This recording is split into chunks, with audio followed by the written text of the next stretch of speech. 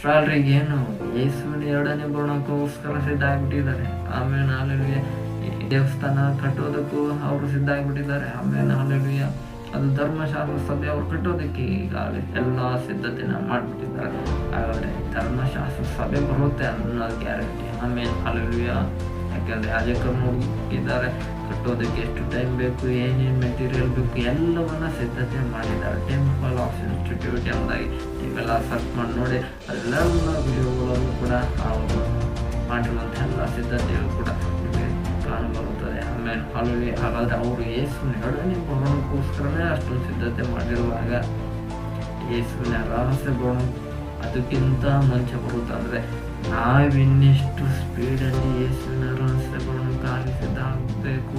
ಆಮೇಲೆ ಹಾಲೆಲೂಯ ಆದ್ರಿಂದ ನೋಹನ ಕಾಲದಲ್ಲಿದ್ದಂತೆ ಮನುಷ್ಯ ಕುಮಾರನು ಬರುವ ಕಾಲದಲ್ಲಿ ಇರುತ್ತದೆ.